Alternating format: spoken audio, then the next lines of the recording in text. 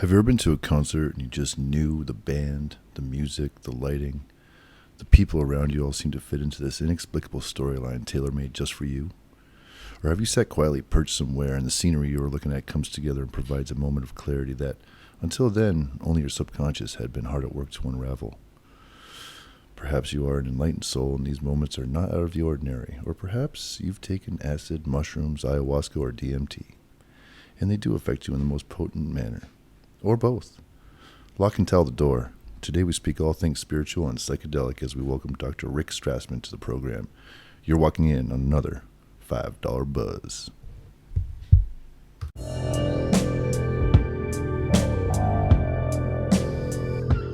Hello, boys and girls, and all the children of the revolution. Welcome back to season 2 of the $5 Buzz. I am Roger Mayer, out in super sunny California, joined by fellow Los Angeles resident Peter Liska. How you doing on this fine day, sir? Good morning. How are you? I'm great. And we have the man with the door shut and the towel properly positioned out in Connecticut, Mr. George Cursar. What's happening, my brother? How is everyone? Excited to start season 2, and we got a great show for you today. Thanks, guys. All right. And as you may have guessed from Pete's cold open, that we are here today to discuss a topic that has increasingly become more mainstream in recent years, but will always probably remain somewhat controversial. That is, we are talking about hallucinogens, or more specifically DMT. And who better to have this conversation with than with the clinical associate professor at the University of New Mexico School of Medicine, who is the professor of psychiatry at the University of New Mexico, acclaimed author of such books DMT, The Spirit Molecule, which was turned into a highly successful documentary on Netflix featuring Joe Rogan, DMT and the Soul of Prophecy, a new science of spiritual revelation in the Hebrew Bible, and his more or less fictional novel, Joseph Levy Escapes Death, a recent novel of his, came out in 2019. We're honored to have Rick Strassman, MD, here with us at $5 Buzz. How are you, Dr. Strassman? Good. Hope you guys are all doing well. You're doing just fine, sir. Everything good down there. So with you're in New Mexico, right? I'm in Gallup, right at the edge of the Navajo Nation. Oh, yeah. And how's the weather been treating you lately? It's been great. The monsoons have finally begun. Okay. So we have so many questions for you, but first we would love to get to know you better, Dr. Strassman. I understand that you grew up in my neck of the woods, right? More or less, and graduated in Van Nuys, right? Yeah. I was born at Cedar Sinai in Los Angeles, and then I was raised in Van Nuys. I went to Grant High School, James Madison Junior High. Yeah, then went to one of the Claremont colleges for a couple of years, Stanford, then to the East Coast to get my medical degree, back to California for psychiatric and fellowship training. A stint in Alaska, community mental health in Fairbanks, and I've been in New Mexico for over 30 years with a kind of a hiatus in British Columbia for about 5 years, Washington State. So I've been around, but I've been in Gallup around 11 years, and it feels like home. All right. You seem more like New Mexico now than I guess you did California. It's funny because I've lived in Van Nuys. I grew up near Claremont. I grew up in West Covina as a kid. Right. It's just, and I lived right next to Cedar Sinai Hospital. So, right.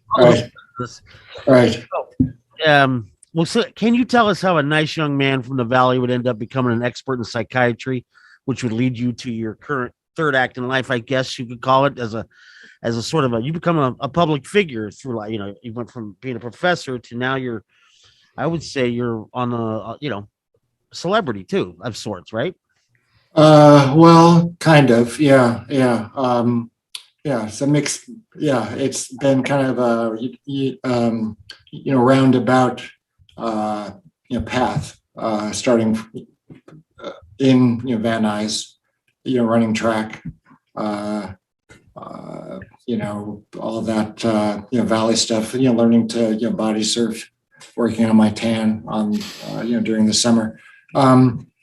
Well, I was raised in a family of alcoholics, and as most kids who are raised in those kinds of families, turn out they're curious about why things are the way they are. The strange behavior all around them that doesn't seem to make any sense. So I was always interested in the mind and how people felt and thought and functioned, and became interested in Eastern meditation, Buddhism, those kinds of things at an early age as a way to understand, how the mind works. I also, started to experiment with, psychedelics in college. And so at a certain point, the similarities between the two sets of experiences, the psychedelic drug state and the states that result from particular forms of meditation, struck me as perhaps being the result of common biological denominators, like some brain activity was stimulated both through meditation and through psychedelics. And so that got me going on understanding, or at least trying to understand, the biological bases of spiritual experience. And that led me to understanding the mind, which was the impetus for me to go to medical school to become a psychiatrist.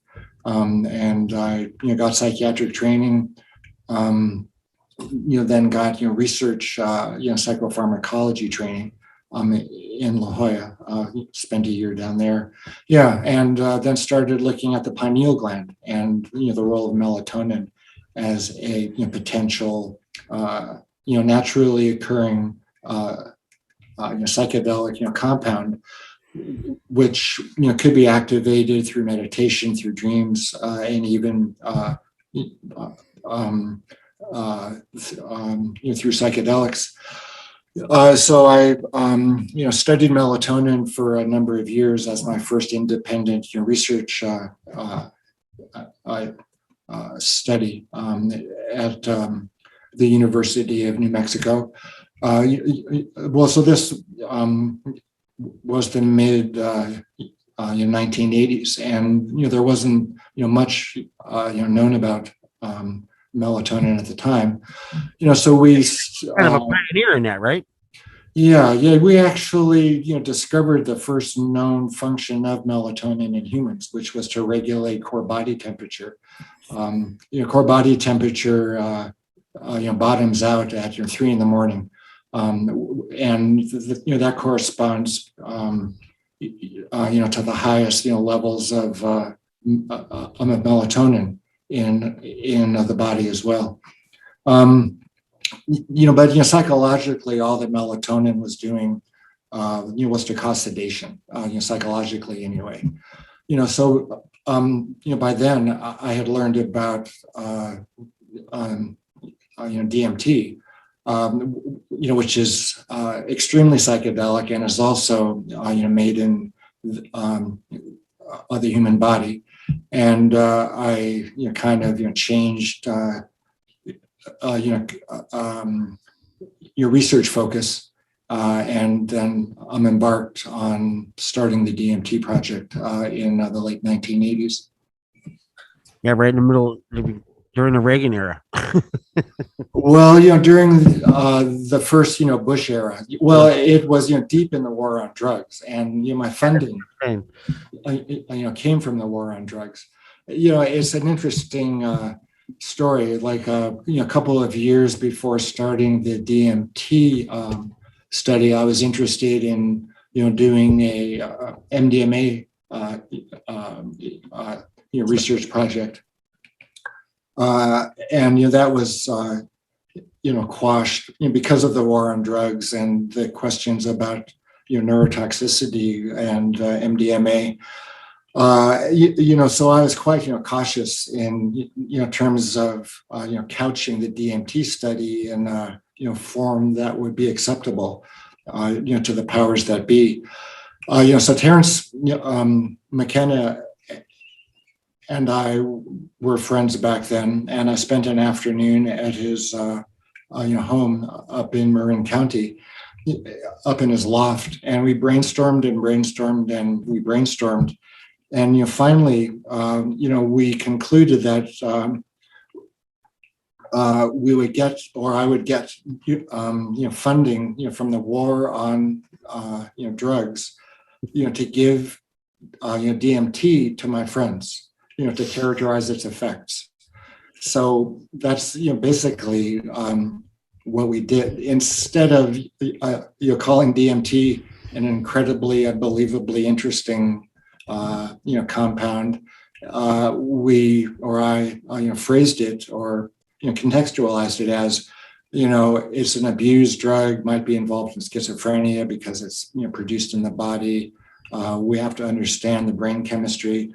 So we did, or I put together the exact study that I would have in any case, but couched it in terms which were consistent with an approach of the war on drugs. That's interesting. Around that time, is that the same time that, because I found it interesting in the Spirit Molecule book, I don't think you touched that in the documentary, that you found some funding from the Scottish Rite Institute? Yeah. I started, my first, funding, came, from the Scottish Rite Foundation for Schizophrenia Research, which is a branch of the Masons. One of my mentors at the time was on the scientific advisory board, for that foundation.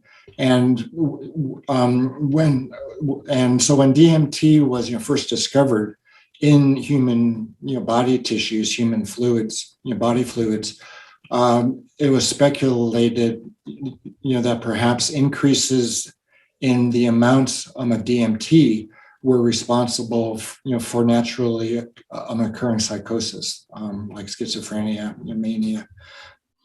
And the Scottish Rite Foundation was interested in schizophrenia, and it was a part of the Masons benevolent activities. And my mentor, Danny Friedman at UCLA at the time, said, "I'm on their board. I can get you funding. Submit a grant to them." And so that was my first DMT grant. Going backwards a little bit, I know that George had a pretty interesting question for you that sort of goes back to around 1969 again. If we go backwards in time for a minute. Yeah, George. Dr. Strassman, 1969, you had the virtue of graduating high school, I believe, in 69. What was it like coming from the apex of psychedelic experimentation to the brakes being hit really hard in 71 when those chemicals were outlawed? And 69 was Altamont, the Manson murders. We also are hearing now that some of the U.S. intelligence agencies were active using psychedelics for their purposes. Did you know anything about that? And have you encountered any of those folks along your travels? Well, I was a real goody two shoes in high school. I never drank, never smoked, never had sex. It was completely middle class, Jewish, white, blue collar, climbing up to white collar kind of activities in the valley. One of my friends in high school. Wait, blue collar back then meant middle class. Right. It was the beginning of the Los Angeles middle class. Everybody moved to Southern California after World War II. That's where the jobs were. My dad was an electrical engineer. Worked for Hughes Aircraft. Worked for Litton Industries. So I had no idea what was going on. One of my high school friends came to high school, drunk once, to a football game, and we just all shunned him because of his strange behavior. So I didn't drink any beer until I was freshman in college. Started. Let alone psychedelics. Yeah, well, I hit the ground running once I did. I started to drink beer, then gin and tonics, and then pot and psychedelics. So I made up for lost time. But still, the Manson stuff, the Woodstock stuff, Altamont, all of that was occurring, the summer of 1969. Well, and so don't forget, the Vietnam, War as well, and Kent State and Jackson State. So it was, very. And the civil rights movement, of course. I'm sorry. And the civil rights movement, of course, and riots in Los Angeles that came just before it, and there was a lot of weirdness in Los Angeles. Also, the name of one of Pete's favorite songs by a Canadian rocker, but I digress. It was complete pandemonium. But still, you get baptized by fire, and you come through and you try to make sense of it. And in my case, with my sense of curiosity as it is, I was interested in studying it, understanding it. Potentially applying some of the stuff that was coming out of that maelstrom, for the greater good, if I could. That's fantastic. So, all right. So moving forward, let's talk about. When did you kind of gave us a little taste of it? So you started through melatonin, the pineal gland, and DMT. When did you start practically applying to with subjects or yourself? When was the first time you did DMT? Just personally. Well, that's a question that early on I was kind of loath to answer. Well, I would tell people if I say that I've smoked DMT, I would be accused of being a zealot. And if I said I'd never smoked DMT, I would be accused of not knowing what I was talking about. But as time has gone on, I figured I don't have anything to lose by telling the truth. So it's a bit embarrassing, but not entirely so. I've only really smoked DMT one time. Wow. And it was in the 1994. 1986, I think. Terrence McKenna gave it to me. You're gonna get DMT from someone. I guess that's somebody to get it from. It was the ideal set of circumstances. I was at a meeting in California. I had just given a lecture about DMT in the pineal gland, and Terrence came up afterwards and he said, "You're talking about DMT. You want to try some?" So I said, "Of course."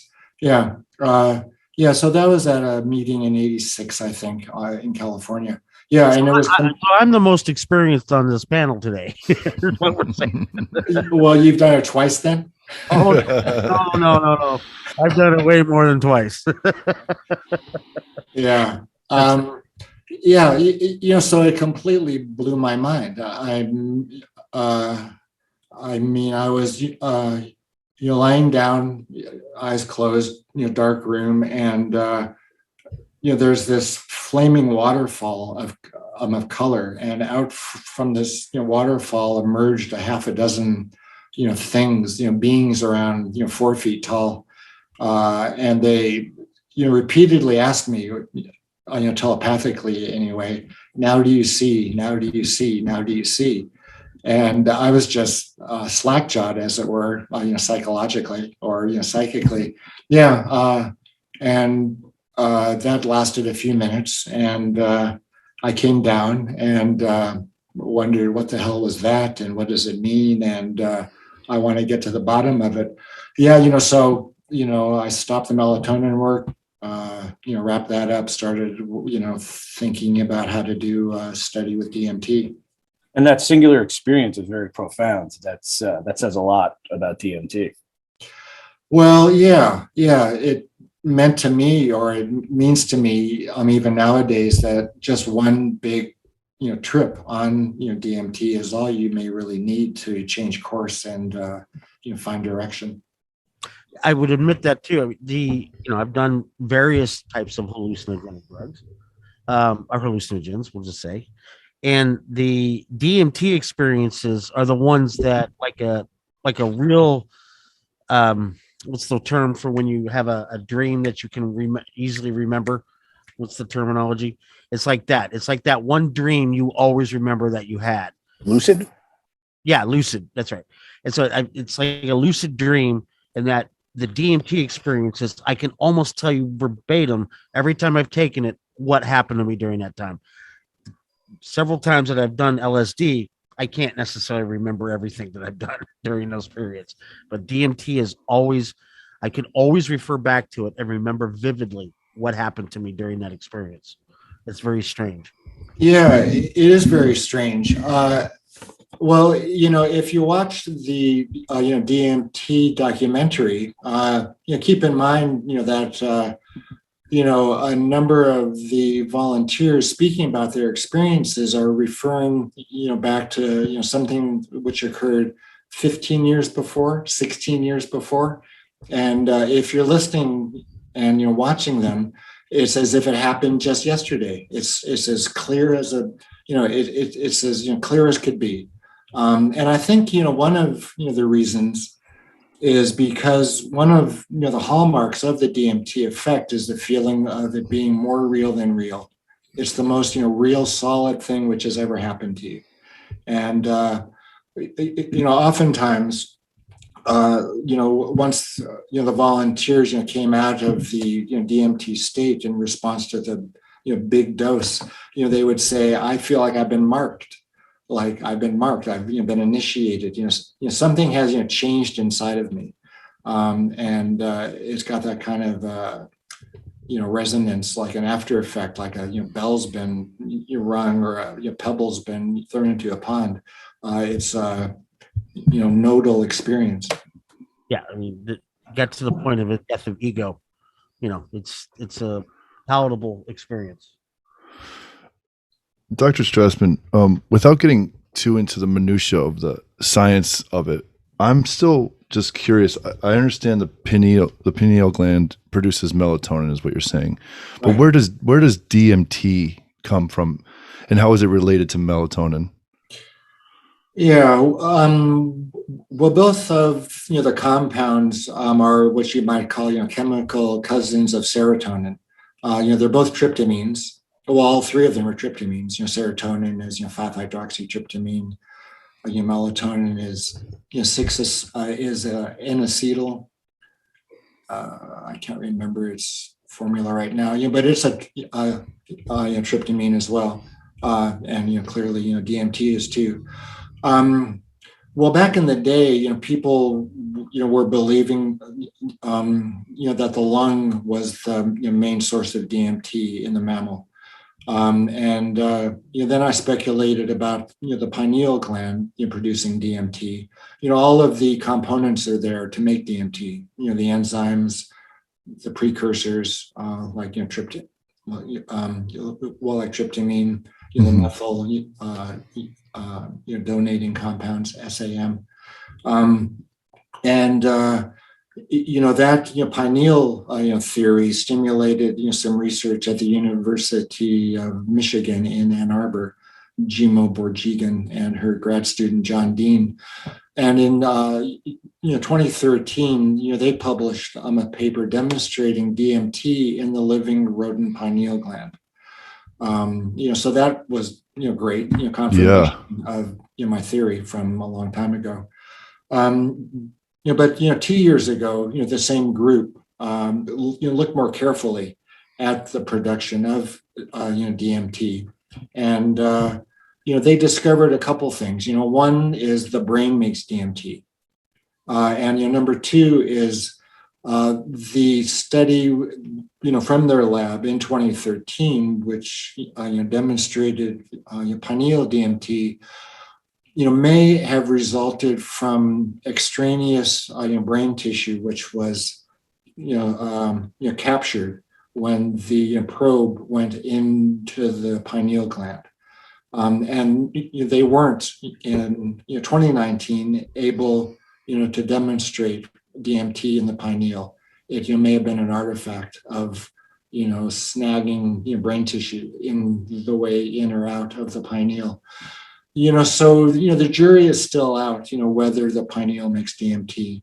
The lung does not, it appears, but the brain does. And that's even more interesting. Absolutely, yeah. What's DMT doing in the brain? Why is the brain making DMT? And even more interesting is that the concentrations of DMT in the mammalian brain are as high as those found for neurotransmitters, like serotonin or like dopamine. So people are interested in determining whether there's a DMT neurotransmitter system in the brain, comparable to the serotonin neurotransmitter system responsible for mood, the dopamine neurotransmitter system responsible for reward and for pleasure. Concentrations of DMT in the brain increase by 3 to 5 times in the dying animal as well. That was established with the study from 2019. And concentrations especially increase in the visual cortex in the dying brain. Wow. So you have all of these threads which you can start tie together for possible role of brain DMT. It could be a neurotransmitter, in which case it is tempting to speculate that one of its functions anyway is to mediate our sense of reality. Because the hallmark of a big DMT effect is this is more real than real. And you start understanding the function of a neurotransmitter, by the effects of drugs which modify that neurotransmitter. So the SSRIs improve mood, serotonin mood. Stimulants are quite rewarding. So stimulants, dopamine and reward, and DMT. Real DMT. Is it that our ongoing sense of reality is mediated by fluctuations in a speculative or hypothetical DMT neurotransmitter system? It increases during death and in the visual cortex, and the NDE is quite visual, the near-death experience. Also, it's quite interesting that DMT is neuroprotective in conditions of low oxygen. So if you've got if you have a brain which is starving for oxygen, DMT appears to reduce the damage which occurs in conditions of low oxygen. And over the last couple of years, there's a group up at UC Davis which is demonstrating that DMT increases neurogenesis. In other words, stem cells becoming neurons, and it also increases neuroplasticity, which is the number and complexity of connections among nerve cells. So there is a kind of a story which is evolving for a role of DMT in brain health, brain survival from trauma.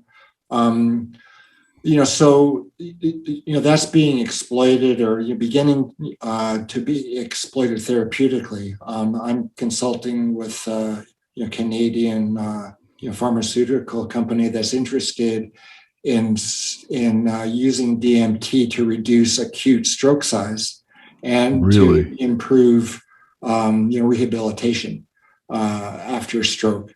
Those are some very pilot studies which are beginning. TBI, traumatic brain injury, may be responsive to DMT. So it's in a way it's like brain food or brain fertilizer. Well, yeah, I mean, fascinating. I mean, two thoughts immediately that come to mind are that I'm just thinking of my grandfather who after he passed away, they discovered he had 9 strokes, because I guess they mark, once you have a stroke, it kind of marks on your brain, and in a autopsy they can determine that. So I wonder if in those experiences there was a release of DMT or any such type thing like that. And also, I kind of find it quite comforting to know that perhaps as you die, you may be experiencing this release of DMT into your brain. Is that kind of what you're suggesting? Yeah. Well, it's still an interesting question, to speculate around, though. Why is a compound which improves perhaps your recovery or protection against brain trauma, why is it psychedelic? Why isn't it simply sedating, or no effect at all psychologically? So that's kind of takes us into a more metaphysical speculation. Like, is DMT being released, and if so, why is it psychedelic? Why isn't it simply sedating, or no effect at all? And if you want to get metaphysical, you can think, well, perhaps it's kind of what your consciousness is experiencing on your way out of the body. And it is the means by which you begin to apprehend what occurs after death, or in death, or just before death. So you need to think about why neuroprotective agent is psychedelic. So if you smoke DMT, or it's in a well, what's that form, Roger? Like Changa? It's a resin kind of form, and how is that made? Because and also, when you do take it like that, that's what your conscious mind is kind of amplifying, or you know what I'm saying. If that happens when you die, but then you take it recreationally, is it fair to say that that's maybe your subconscious talking to you, or something along those lines? Well, there's two questions. One is what are you smoking? Well, generally, you either smoke extracted DMT from botanical sources, or you smoke laboratory made drug from which is made from scratch. And if it's pure DMT, it is pure DMT. It's like vitamin C. If it's from a lemon, it's still vitamin C. If it's made in a lab, it's still vitamin C. So the issue is purity, impurities, contaminants, those kinds of things. And you smoke the freebase. You vaporize it and you inhale the vapor. We gave it intravenously. It was water soluble, salted DMT. But still, ultimately, you're increasing the concentrations in your blood, and then ultimately your brain. And that stimulates the trip. Well, so if DMT is being if there is more DMT in your brain as you're dying, then you're in a way doing a dry run, a practice session for naturally occurring DMT to increase. So, one could imagine that if you were interested in being able to negotiate, the near death, world, that you would get, some practice through smoking, DMT, when you're alive and well. It's absolutely fascinating, actually. I mean, It's pretty weird, but so it goes.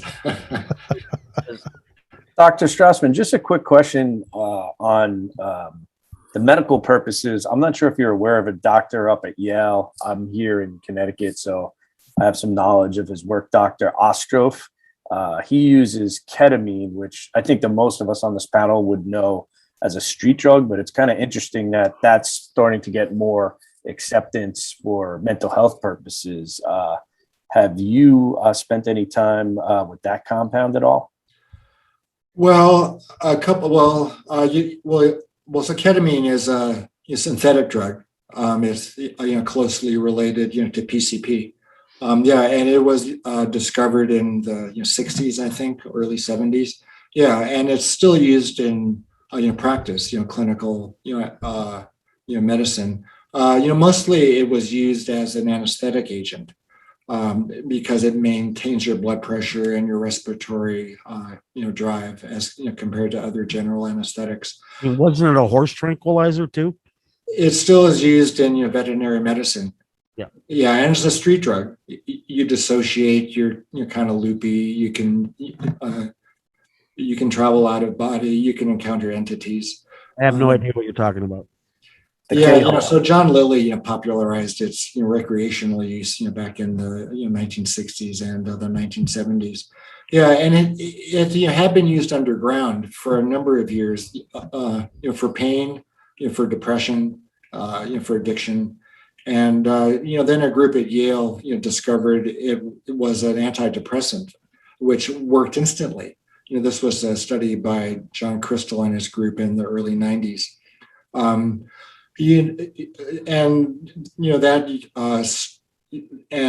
That small Yale study was kind of forgotten for a number of years, but then resurrected, there's a huge interest in the psychotherapeutic uses of ketamine now. There are ketamine clinics that are just springing up everywhere.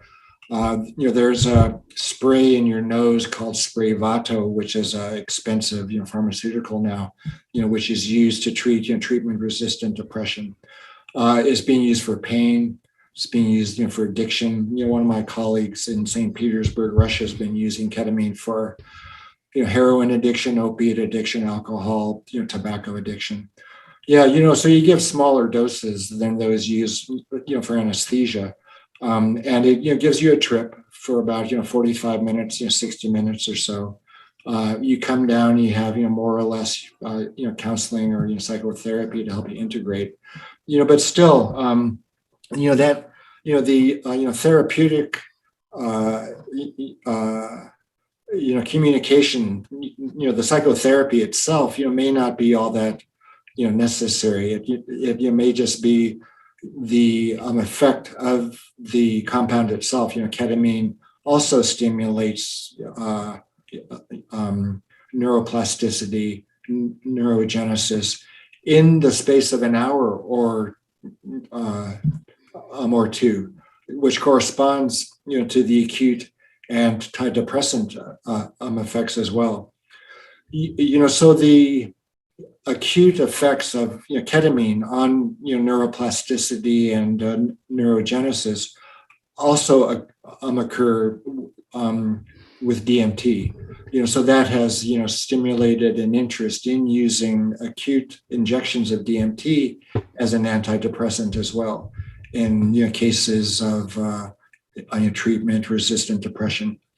And speaking of Yale, there's a study which began about a month or two ago of DMT for depression. Cyril D'Souza is doing that in the psychiatry department. So ketamine, in a way, paved the way for acute psychedelic treatment of depression, and it'll expand it into any number of other conditions which are otherwise quite difficult to treat.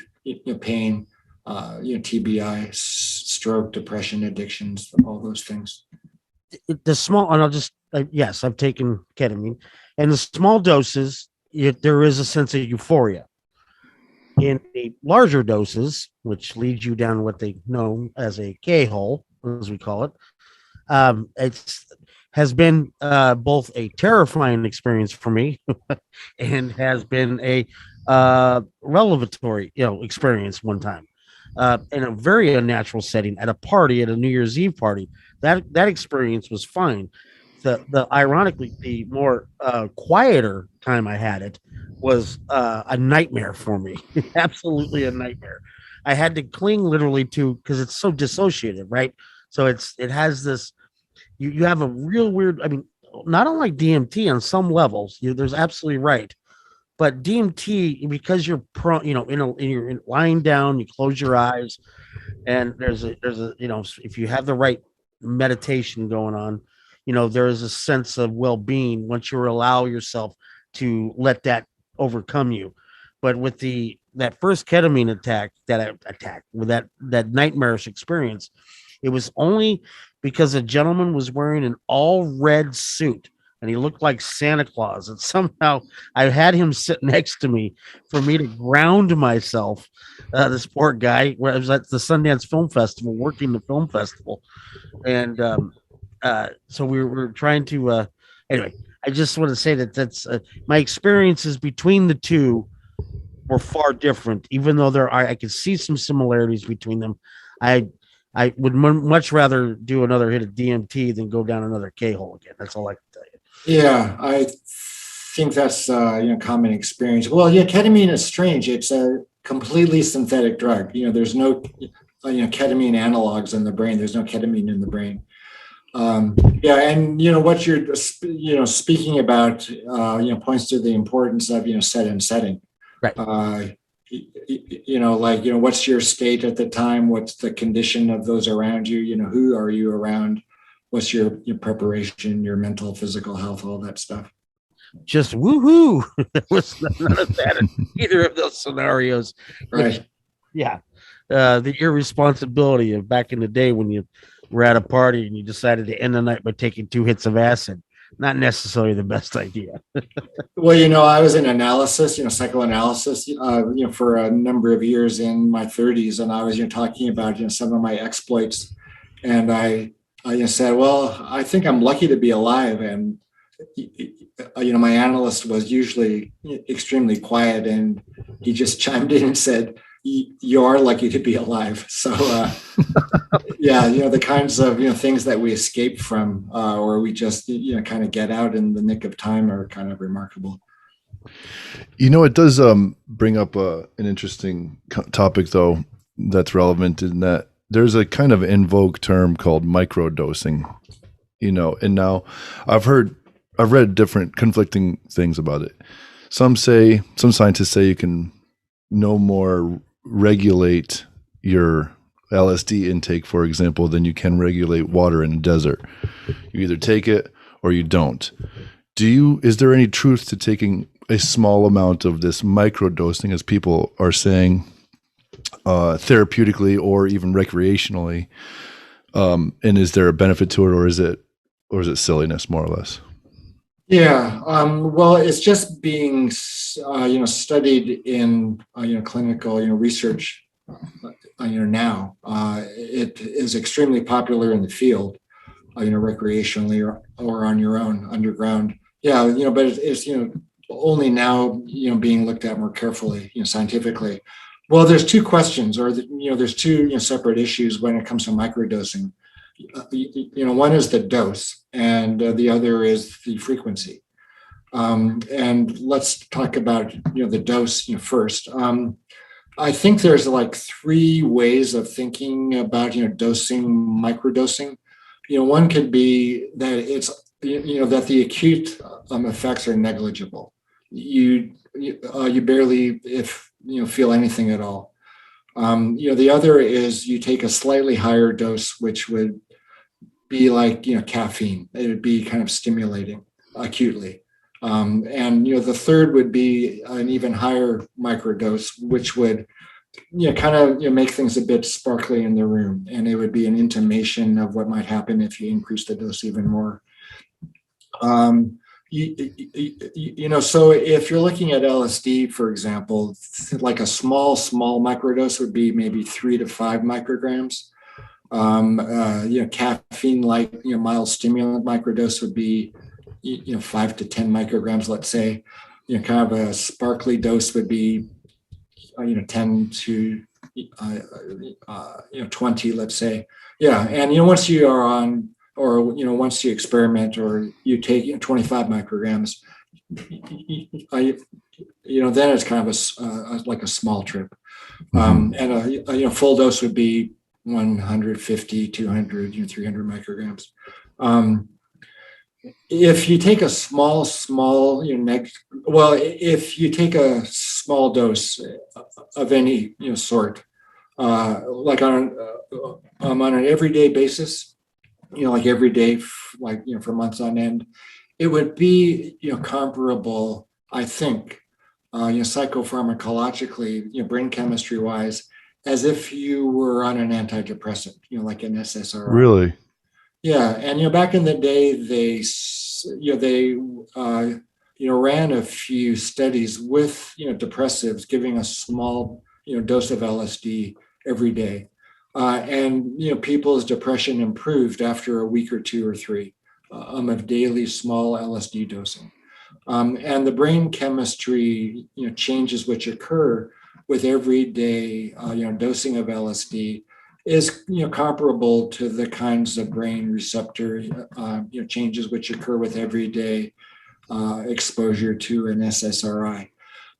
So if you are taking a small amount of LSD every day for weeks or months, it would be, I think, like taking an SSRI. There would be gradual improvement in mood, especially. If you're just taking it every so often, you aren't going to be noticing a lot until you're up to the slightly higher microdosing, and you could take that whenever you want, and you would get an acute effect, like some euphoria, extra energy at the medium dose, and some extra creativity or aesthetic appreciation at the third highest microdose. Do you believe in that a tolerance or a conditioning happens if you do it this daily low microdose amount situation? Yeah, there would be tolerance to the subjective effects if you were on the higher of the 3 microdoses, and if you were you're taking it every day for even a few days, you would have tolerance to those effects. But if you continue taking it, there would still be the gradual, down regulation of receptors responsible for the mood improving effects. It's really fascinating to have to get a handle on even just that information alone. I think people will find extremely useful as they navigate this world, and as the use of psychedelics seems to be experiencing some kind of renaissance. Would you say that's fair too? Oh, it's completely out of the world. Yeah. Well, I started my studies in 1990, and I just came out of nowhere, Albuquerque, New Mexico, infusing DMT, and people really had no idea what was going on. I had no idea what was going on. I mean, I was giving DMT in a complete vacuum, intellectually, cognitively, spiritually. Yeah, the war on drugs was waging quite heavily. I spent a couple of years working out a system with FDA and the DEA to give Schedule I psychedelic to humans. That took 2 years, and then gave DMT and psilocybin as well, for 5 years. And then, nobody really quite caught on. There were no collaborators. I was, kind of the lone voice in the wilderness. did my work, figured, well, I can't, do it alone any longer. There wasn't any help, and I just moved on. So 10 years later, there's the Hopkins, papers, giving psilocybin and causing mystical experiences. And because Hopkins is Hopkins, they've got this huge PR machine, and it kind of got everybody else interested. So that Hopkins paper came out 10 years after I completed my studies, and then the intervening 15 years, there's been Michael Pollan's book, and there's a huge interest in commercializing psychedelics. Therapeutically, but also, from the wellness perspective, retreat centers, clinics, decriminalize, nature, legalize, psychedelics, all that stuff. Yeah, and over, and over the last, maybe 18 months or so, I've been getting quite a few requests, to consult, for these, psychedelic, startups. Like, oh, Good. there's DMT out there. It isn't as long acting as psilocybin. It's endogenous. Might be helpful for all for all kinds of things. And it's fun. And it's fun. That's that's an important aspect, which I think is being overridden by the fact that it's good for you. So you have to keep in mind that psychedelics are not just super Prozacs. That's not what makes psychedelics psychedelics. I think in the rush to medicalize psychedelics and to normalize them, that they're therapeutic, as opposed to they're very weird, and they tell us, or they ask us to look at the mind and consciousness itself in a novel manner. That's in a way being overridden by the rush to commercialize, to medicalize, to normalize them. So it's I suppose it's kind of like Austin, like Austin, Texas. Keep Austin weird. So I think we should keep psychedelics weird too, because that's what got them popular in the first place. Right. It's what demonized them in the second place, and we ought to not forget that they're interesting, fascinating, strange, and inexplicable. It's important that we develop new therapies, but at the same time we ought not to forget what psychedelics are. Yeah, Dr. it should be respected. Yeah, go ahead, George. Sorry. Sorry to cut you off. Dr. Strassman, you spent a lot of your personal and professional life in the great state of New Mexico. A lot of other luminaries such as Carl Jung, Ansel Adams, George O'Keeffe did the same. Do you think there's something fateful that drew you to that state? And how did it do you think there's a higher reason that you did your studies at the University of New Mexico? Yeah, that's an interesting story. When I graduated from high school, my best friend and I took a road trip, and we went to Arizona, New Mexico, Colorado, Utah, and then came back home. The Four Corners. When we were driving, between Santa Fe to Taos, I was keeping a little journal, and I said, "I love New Mexico. I want to come back here sometime." This was 1969. And a number of years later, I was doing my psychopharmacology fellowship at UC San Diego with a guy named John Lasansky. And John had done his psychiatry residency at UNM in Albuquerque. After we completed our year of of training down there, I returned to UC Davis, where I had done my psychiatry residency, and John went back to UNM, and about a year later he was getting married in Albuquerque, and he said, come on out to Albuquerque, visit UNM. This it's a small department of psychiatry. You might like it here, and they have a very strong clinical research center, which is being underutilized, and you might find it interesting. And I went out there. John got married, and I interviewed with the psychiatry department, and also interviewed with the director of the the clinical research unit there. I'm a pediatric neuroendocrinologist who is interested in melatonin because of its anti-reproductive effects in kids and in elite athletes. And so we just hit it off, me and the pediatric neuroendocrinologist. He said, we could write a melatonin grant. We could get it funded. We've got tons of money here. Wow. And I thought to myself, well, I could do psychedelic research here, and it would be under the radar because it's Albuquerque. Who knows where Albuquerque even is? Walter White. Yeah, well, Walter White knows where it is. Walter White knows, but this was 1984 or so. So I went out there, studied melatonin. My sponsor died actually a few years later, and I was free to branch out into the DMT world.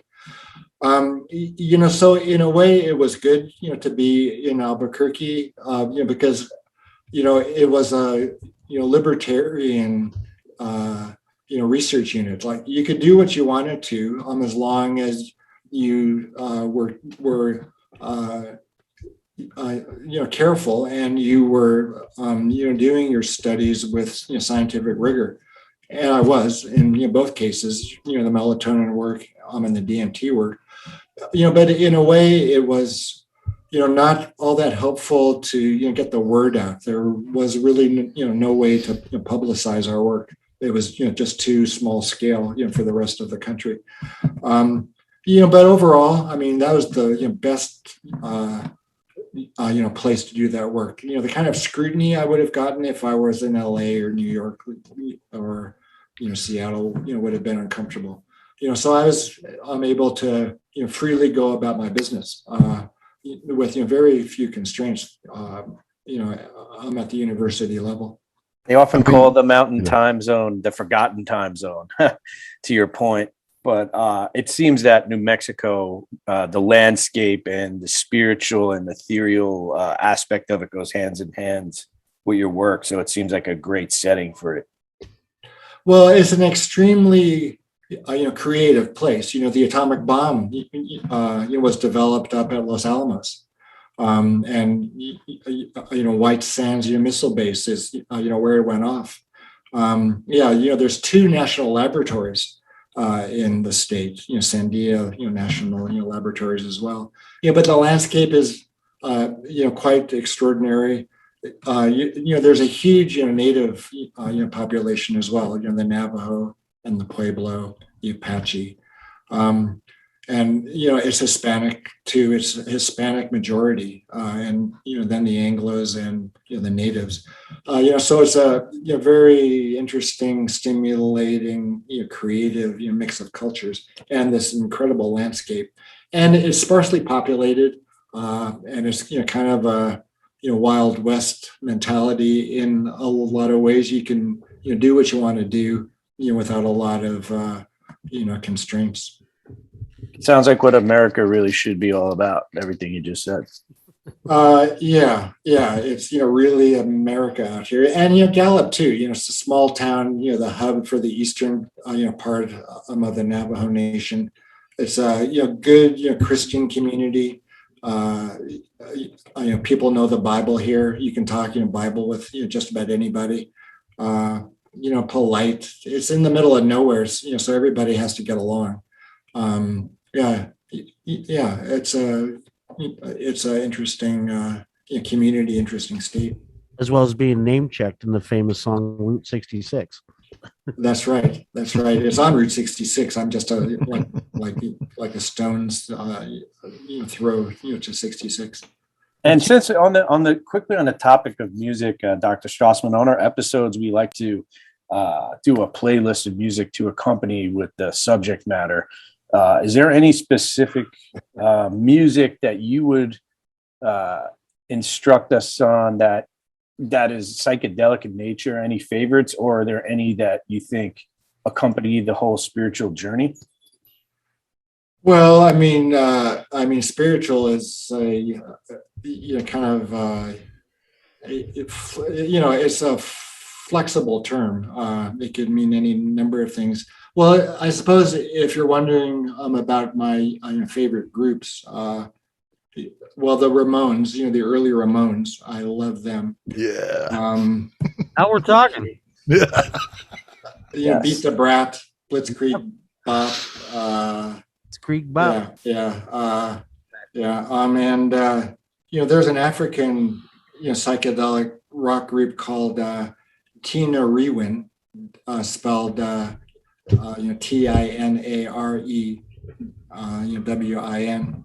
And I like Spangle. I know Simon Posford, and their early stuff really touted DMT and the psychedelic state. Awesome, man. Thank you.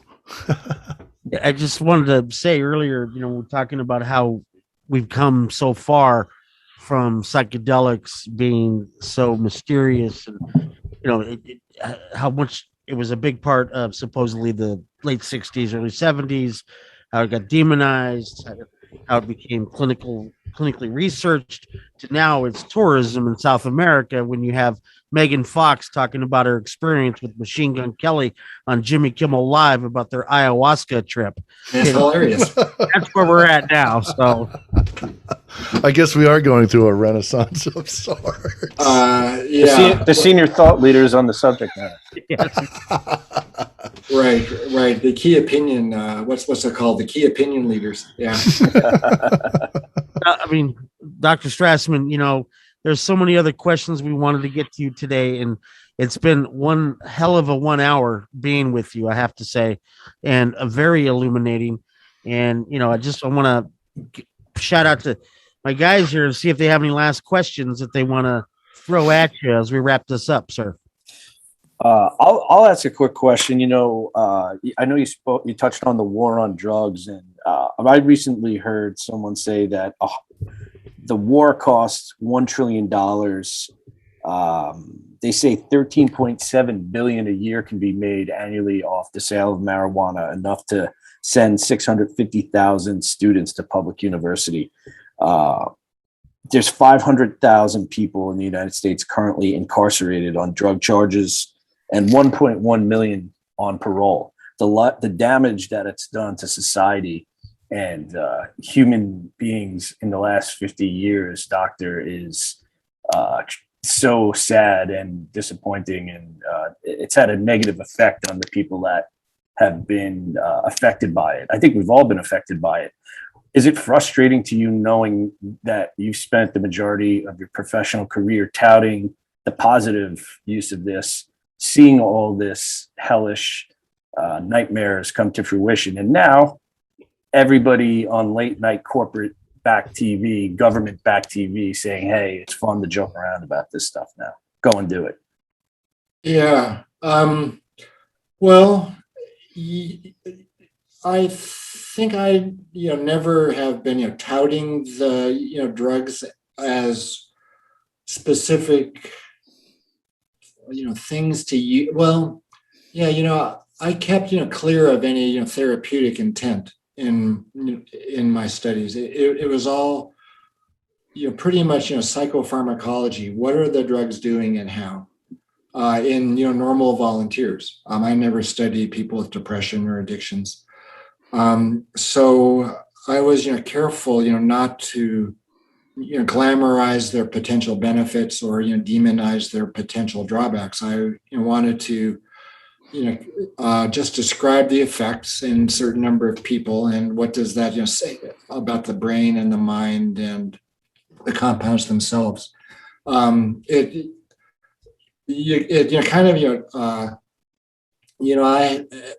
got an axe to grind with people who call these compounds entheogens, that they generate the God within. That drives me crazy. They're psychedelic. They manifest what's in your mind, which is already there, more or less consciously. And that's why psychedelic is the best term. Not entheogen, not hallucinogen, not psychotomimetic. They're just psychedelic. They just manifest or disclose what's more or less already in your mind. So I've always been in support of understanding what the drugs are doing and how.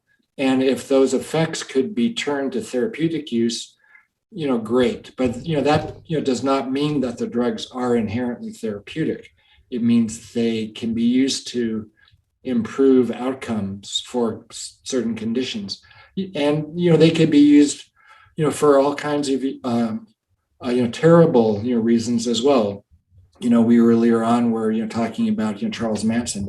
They used LSD for to be psychedelic as well. They had ideas that they wanted to become more true, to manifest them, to play them out, to develop their crazy worldview.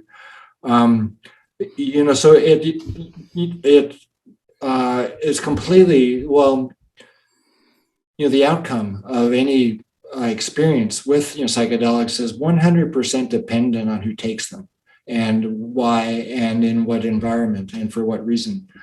So I've never said that people ought to take these drugs. That's been kind of what other people have done with the increasing availability and interest in them these last few years. And I'm all for increased for more options to treat hard to treat conditions, to improve wellness, to improve your spiritual practice. But it isn't an inherent property of the drugs. Is more how they're applied and in whom. And I've never been in favor of completely liberalizing the laws regarding these drugs. I think they ought to be regulated in some form or another. Who gives them, and where, and why. I think with increased availability, there's going to be increased reports of adverse effects, but also there's going to be increased experiences which are also beneficial. Back in the day, there was ongoing, debate, between, the Tim Leary group, which, suggested everybody ought to trip, as compared to the Aldous Huxley, group, which said only the elite ought to trip, and bring back pristine information, ivory tower kind of tripping, as opposed to in the field kind of tripping. So there's pros and cons to both approaches. I never would have experienced psychedelics if it weren't for Tim's approach.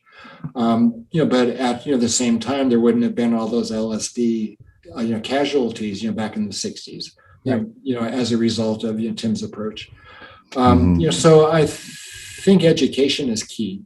Let people know what the drugs do, how they do it, what the best way of taking them is, to optimize good outcomes and to minimize poor outcomes. So it's an evolution. And I think we can all agree with that. Yeah. I think we can all agree with that. And, I'll